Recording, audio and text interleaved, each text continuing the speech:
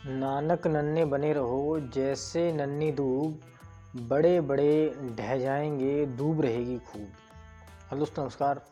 स्वागत है आपका हमारे यूट्यूब चैनल संदीप सॉल्यूशन पर। आशा करता हूँ कि आप उस परमपिता परमात्मा की कृपा से स्वस्थ व मस्त होंगे। दोस्तों, इस वीडियो में आपको जानकारी मिलेगी कि लोग इतने बड़े हो जाते हैं कि उन्हें यही नहीं पता लगता कि हवा आएगी सबसे ज़्यादा हम में लगेगी, तूफान आएगी सबसे ज़्यादा हम में लगेगी। आपने देखा होगा संसार में जितने बड़े वृक्ष होते हैं, जितने बड़े पौधे होते हैं, तूफान सबसे पहले उन्हीं को उखाड़ देते हैं।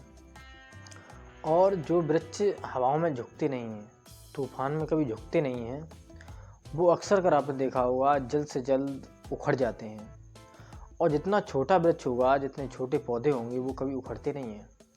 ऐसे ही हमारे शास्त्रों ने, हमारे संतों ने इशारा किया। शास्त्र में संतों ने दर्शाया, महापुरुषों ने दर्शाया और समझाया कि समय के अनुसार झुकना सीखो। और कोई तूफान आता है तो उसके सामने झुक जाओ तो वो निकल जाएगा, नहीं तो क्या होगा। गुरु नानक साहब जी कहते हैं कि नानक नन्हे बने रहो जैसे नन्ही दूब। नानक साहब कहते हैं कि जैसे नन्ही दूब होती है खेत में, कितनी भी आंधी आए, कितनी भी तूफान आए, कोई भी हवा आए, उसे कभी उखाड़ नहीं सकती। दूब का कभी बाल बांका नहीं होता क्योंकि वो इतनी छोटी होती है। तभी कहा है कि जैसे नन्ही दूब, और बड़े बड़े ढह जाएंगे दूब रहेगी खूब, यानी बड़े बड़े उखड़ जाएंगे पर दूब खूब रहेगी।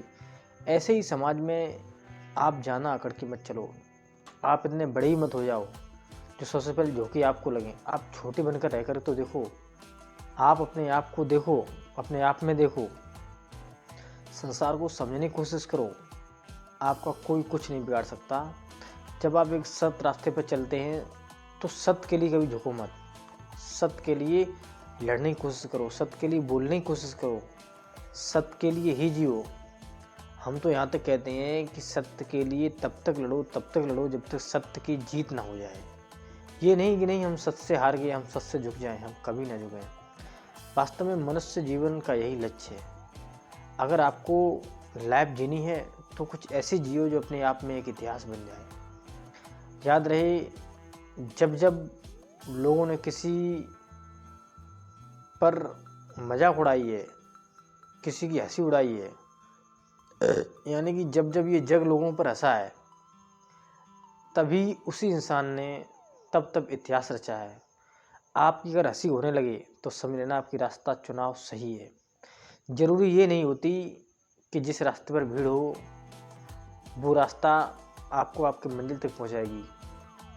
ऐसा नहीं, ज़्यादातर लोग ऐसी रास्ता पर चलते हैं जो रास्ता सरल हो, उसी पर सब लोग जाते हैं, उसी पर भीड़ होती है। जो रास्ता कठिन होती है उस पर कोई नहीं चलना चाहता।